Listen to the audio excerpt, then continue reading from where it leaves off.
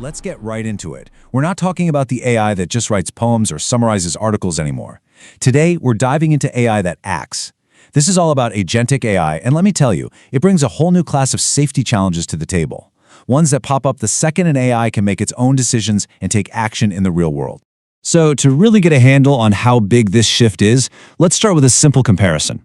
You've got your standard generative AI, right? The kind we're all getting used to. You can feed it mountains of medical data, and it can spit out what looks like a perfect medical diagnosis. I mean, the language is right, the structure is professional, but the conclusion? It could be completely, dangerously wrong. We call this misinformation. It's a huge problem, for sure, but right now, it's still just words on a screen. Okay, now, let's give that same AI the power of agency. Suddenly, it doesn't just write the wrong diagnosis, it acts on it. It can go into a pharmacy system and order the wrong medication. It can schedule the wrong treatment on a hospital's calendar. That error, which was just text a second ago, has now become a real-world action with potentially devastating consequences. And this is so critical to understand. This isn't just about the problem getting bigger. It's a totally different kind of problem. We've moved beyond just worrying about the quality of content an AI creates. Now we have to manage the consequences of its conduct, and that requires us to completely rethink how we approach AI safety. This slide just lays it out so clearly. On the one hand, you have generative AI, the creator. Its whole world is making content, and its biggest risk is misinformation, getting the content wrong. But on the other side, you have Agentic AI, the actor. This thing makes plans, it has goals, it makes decisions. And its risk? It's all about misconduct, taking the wrong actions. It's the difference between an AI writing a bad business plan versus an AI autonomously making a series of terrible financial trades based on that bad plan. So, what's powering all this?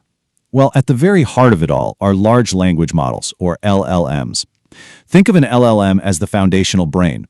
It's a massive, super complex model that's been trained on just an unbelievable amount of data from the internet. This brain is the engine that drives both the creator AI and the actor AI.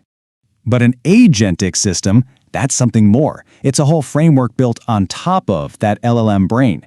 It's not just about coming up with a good response. No, this system is designed to look at a situation, figure out a multi-step plan to achieve a goal, and then actually do it using whatever digital tools it has access to. It essentially has intent.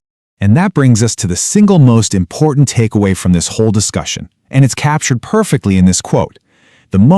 The very instant you give an AI the ability to act, what we call agency, its mistakes transform.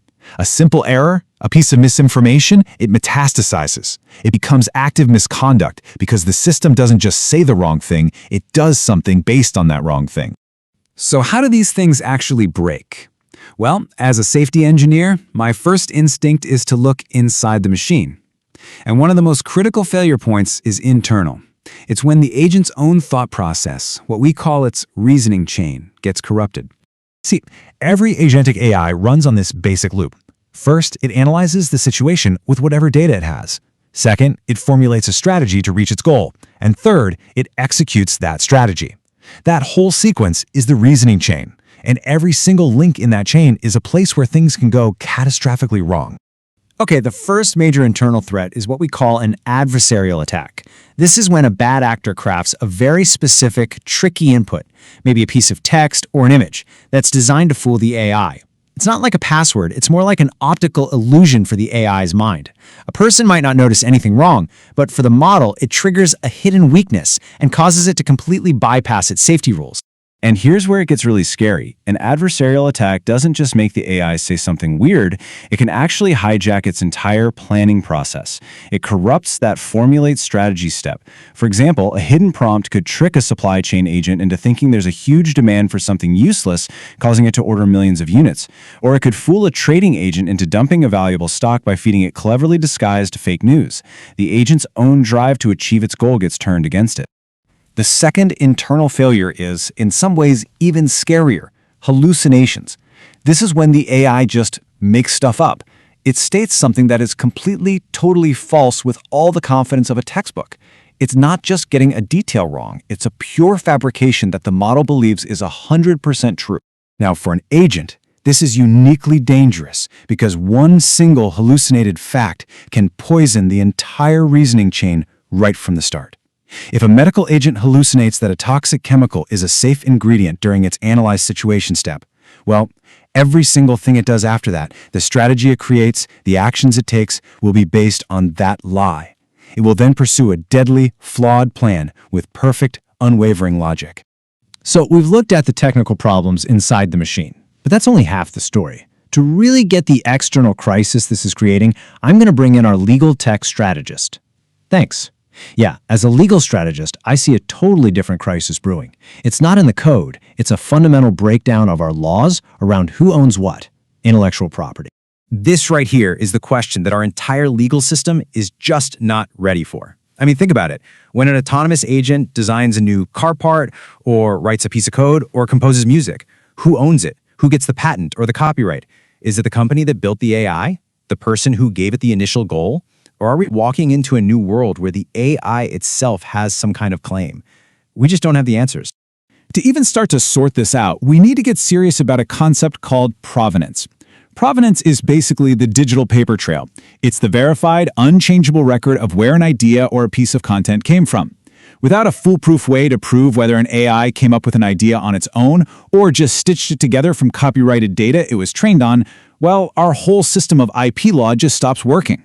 And this new reality is forcing a massive change in strategy. The old way to protect your IP was all about detection. You'd wait for somebody to steal your stuff, then you'd have the lawyer send a nasty letter. But with agents that can create and use thousands of pieces of content per minute, that approach is just way too slow. The new model has to be prevention. Suddenly, IP compliance isn't just a problem for the legal department anymore, it's a real-time, automated, technical problem. So if IP protection is now a technical problem, then we're going to need technical solutions. And the response that's starting to take shape is pretty wild. We're basically being forced to build automated systems to manage the legal risks created by other automated systems. Here are a few of the key technologies that are really paving the way. People are using blockchain to create these unchangeable records to track the provenance of AI content. We have automated systems that can check in a fraction of a second if an agent actually has the right license to use a photo or a data set. But the most radical idea is the third one on this list. And that is the audit agent. You heard that right. We are literally building AI to police other AI. These are specialized agents whose only job is to watch over other autonomous systems as they work. They check every single thing the other agent creates or does against a huge database of copyrighted material and licensing rules to stop a violation before it even happens. Which leaves us with this final, really tricky thought. We're building all these sophisticated technical guardrails to manage AI behavior.